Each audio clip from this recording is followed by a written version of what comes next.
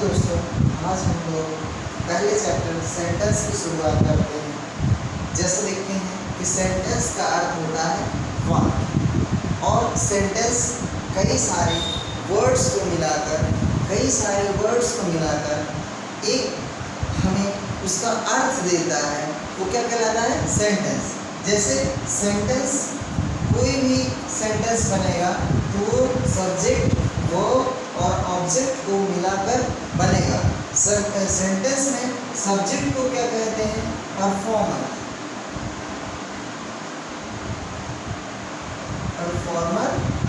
में जो सब्जेक्ट होगा वो क्या होगा? किसी चीज को करने वाला होगा। और वर्ब को क्या कहेंगे? एक्शन। वर्ब को क्या कहेंगे? एक्शन, अर्थात क्रिया या कोई कार्य किया जा रहा। ऑब्जेक्ट को क्या कहेंगे? ऑब्जेक्ट होगा रिसीवर, मीन्स जो भी कर्ता कार्य करेगा वो रिसीव करेगा।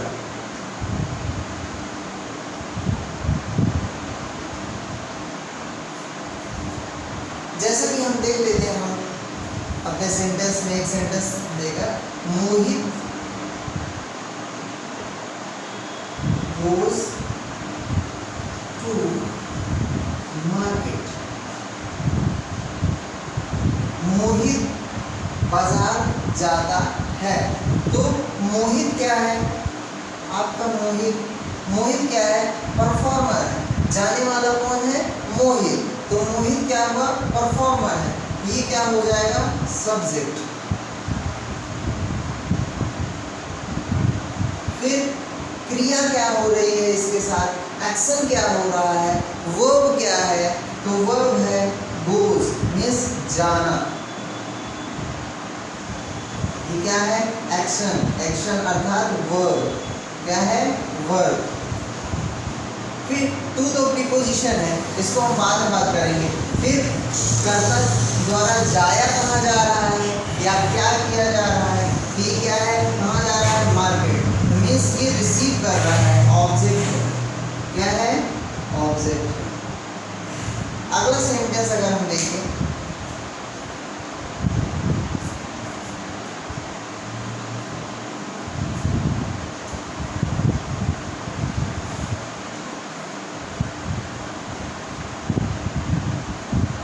अजय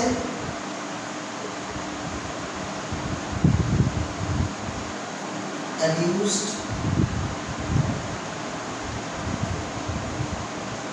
Rohan। अजय abused रोहन। अजय रोहन को गाली दिया।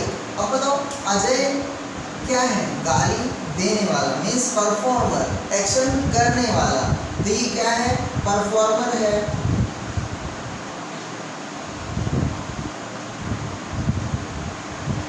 और परफॉर्मर होने के कारण ये क्या हो गया? सब्जेक्ट। क्या हो गया?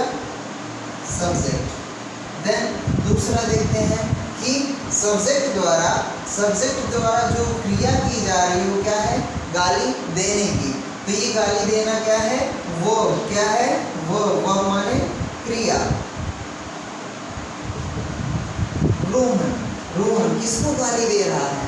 जो करता है अर्थात सब्जेक्ट है, उसको जो गाली दे रहा है उसको रिसीव कौन कर रहा है? तो रोहन रिसीव कर रहा है। तो अर्थात ये रिसीवर हो गया, रिसीवर। और रिसीवर हो गया इसलिए क्या हो गया? ऑब्जेक्ट। जैसे हम एक और सेंटेंस लिखकर समझेंगे, रीता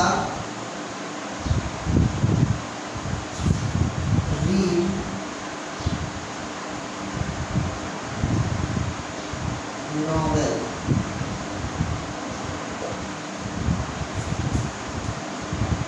रीता रीड नॉवेल। रीता क्या पढ़ रही है? रीता नॉवेल पढ़ रही है। Reads novel. Rita reads novel. अब रीता क्या है?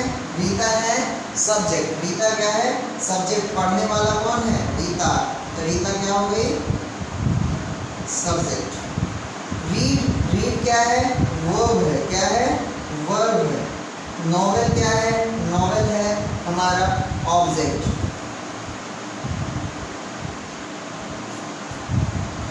चलिए ये तो हमने एक एक शब्द किया, अब थोड़ा और आगे बढ़ेंगे हम सब्जेक्ट वर्ब और ऑब्जेक्ट में कि इसे अगर कोई बड़ा सेंटेंस आ जाता है तो हम उसे कैसे पहचानते हैं कि ये सब्जेक्ट है, वर्ब है या ऑब्जेक्ट है।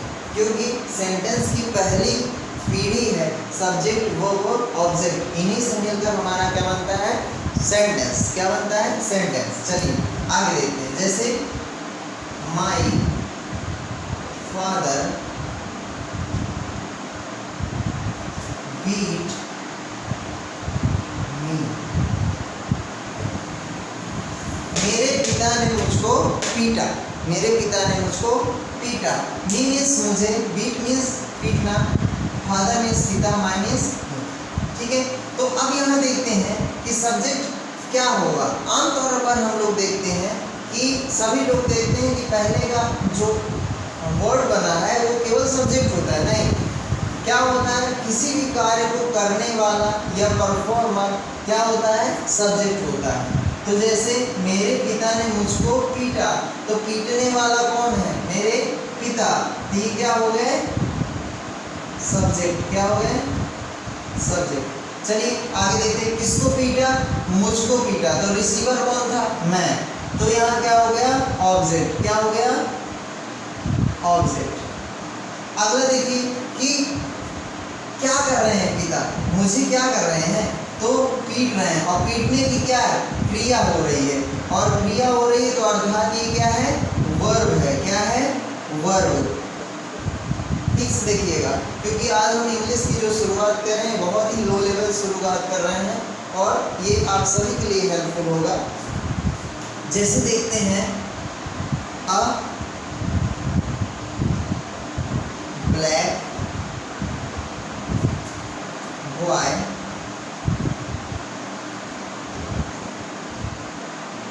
abuse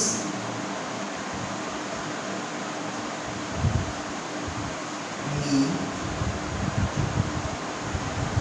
देखिए इसमें अगर हम देखें तो सब्जेक्ट क्या होगा। देखिए कह रहा है एक काले लड़के ने मुझको गाली दी। अब बताइए कि यहाँ गाली देने वाला क्या है, ए ब्लैक बॉय, ना कि एक शब्द। हम एक शब्द जब भी सब्जेक्ट करेंगे इसमें तो ये गलत हो जाएगा, क्योंकि गाली देने वाला या डूअर या परफॉर्मर कौन है, ए ब्लैक बॉय। गाली देने वाला कौन है, ए ब्लैक बॉय, अर्थात ये क्या हो गया, हमारा सब्जेक्ट हो गया। क्या हो गया, सब्जेक्ट। अब ये ब्लैक बॉय कर क्या रहा है, ये कर रहा है गाली देने का कार्य, तो ये क्या हो गए, वर्ब। और किसको गाली दे रहा है, मुझे, मी मीन्स मुझे, ये क्या हो गया, ऑब्जेक्ट। ये क्या हो गया, ऑब्जेक्ट। चलिए थोड़ा और आगे बढ़ते हैं, समझ में आ रहा है सबको। चलिए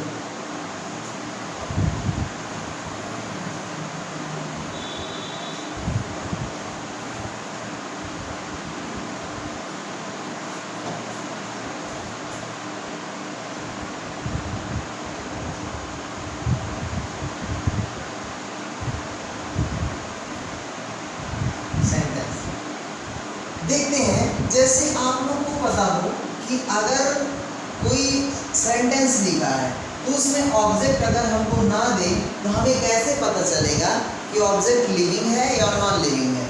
तो ऑब्जेक्ट लिविंग है या नॉन लिविंग,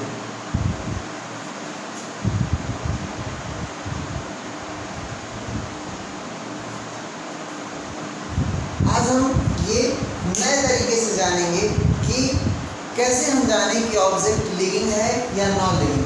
तो आइए हम जानते हैं, अगर वर्ब, अगर किसी भी सेंटेंस का वर्ब, अगर किसी भी सेंटेंस का वर्ब हमको दो चीज़ों का उत्तर देता है। किसका, अगर व्हाट का उत्तर देता है, किसका, व्हाट। वर्ब मीन्स क्या होती है, क्रिया, व्हाट का क्या, व्हाट माने क्या, और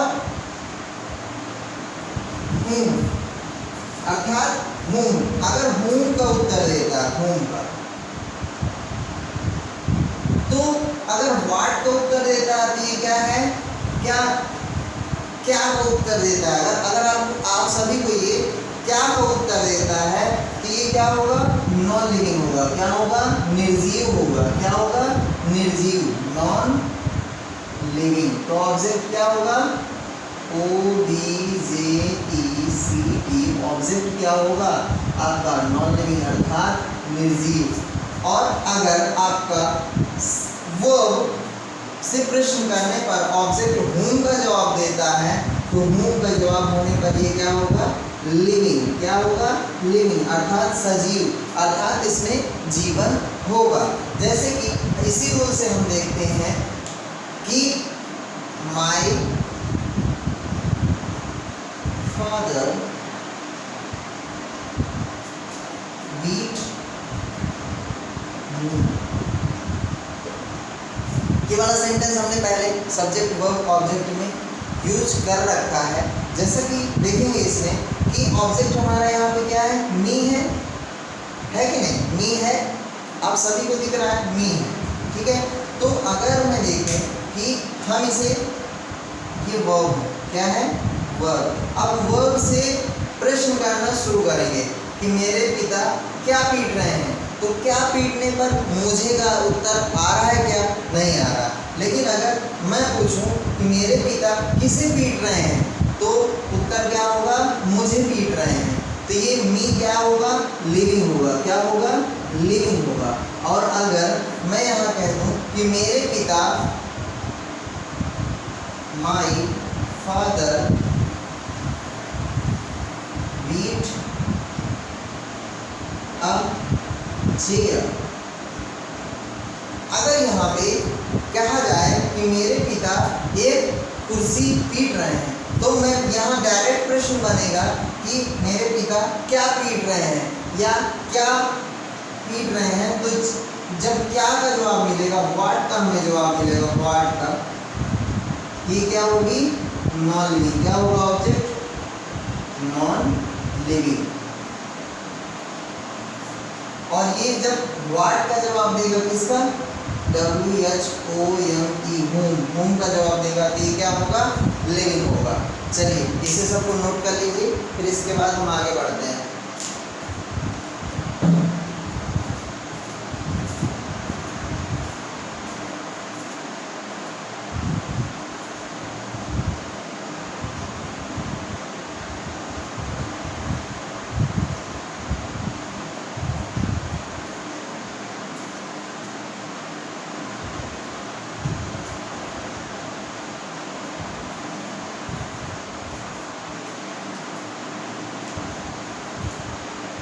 चलिए नोट हो गया।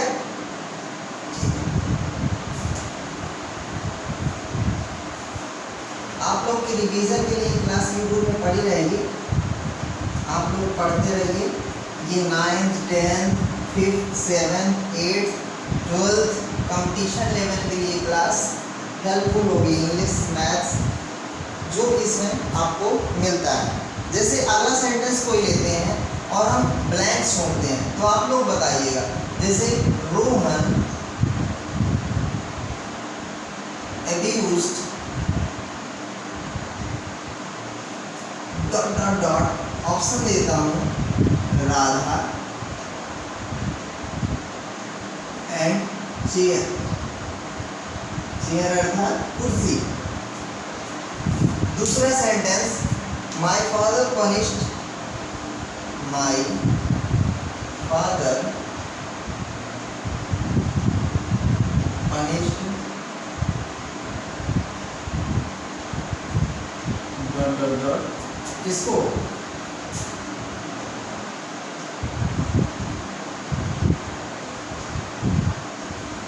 अजय या बुक, अजय को करेंगे या बुक को। अगला, माय मदर